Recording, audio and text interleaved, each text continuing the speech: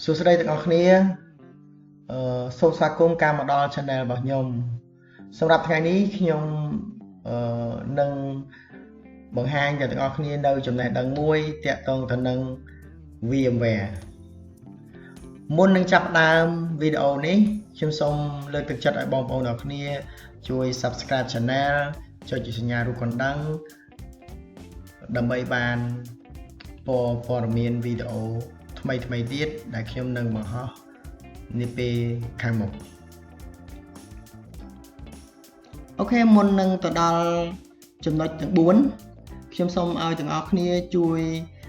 Subscribe ទៅលើ Channel របស់ខ្ញុំរួចចុច Notification ដើម្បីទទួលបានចំណេះដឹងថ្មីទៀតដែលតាក់ទងទៅនឹង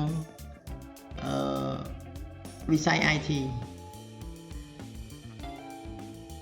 អូខេសម្រាប់ចំណុចទី1អ្វីទៅជា VMware គឺជា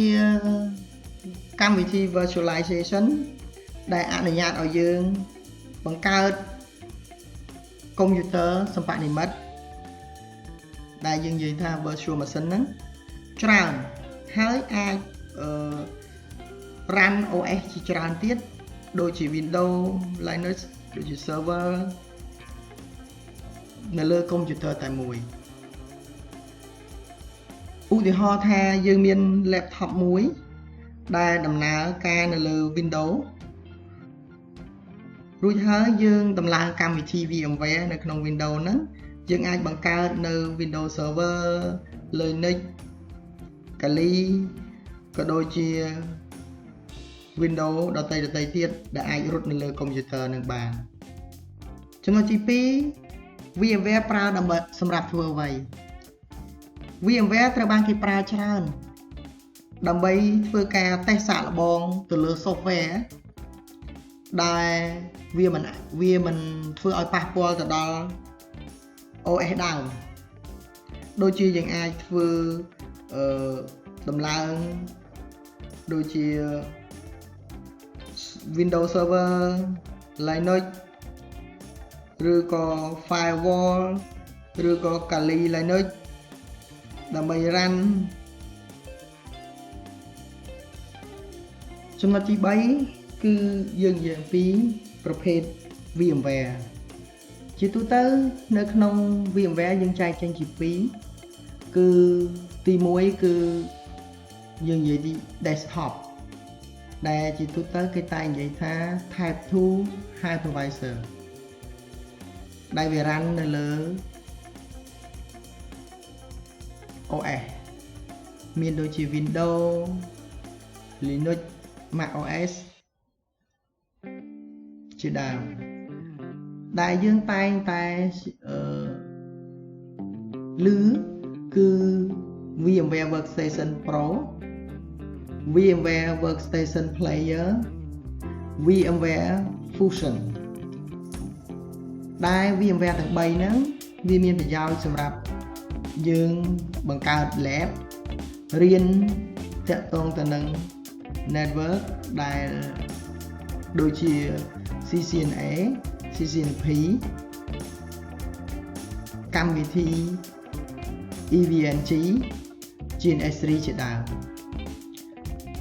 សម្រាប់នៅក្នុង VMware ហ្នឹងវាមានប្រភេទទី2មួយទៀតគឺ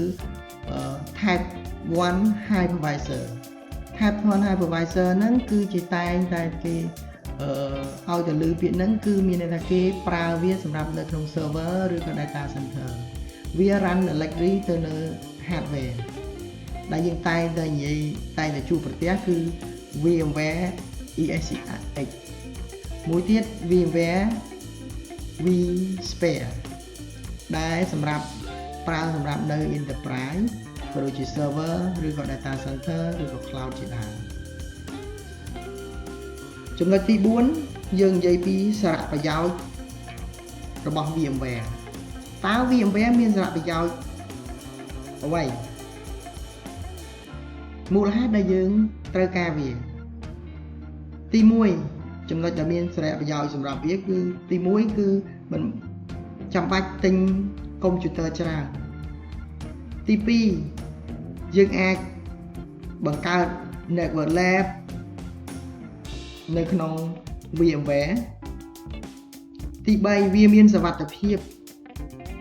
មិនប៉ះពាល់ទៅលើ OS ដើមនៅពេលដែលយើងចង់ធ្វើ simulation អ្វីមួយ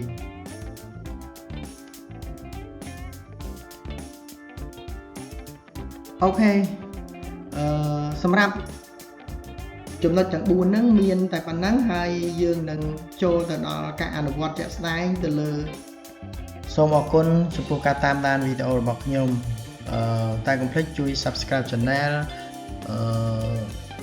ចុចរូបកណ្ដឹងឬក៏ comment ទៅលើវីដេអូដើម្បីទទួលបានវីដេអូផ្សេងទៀត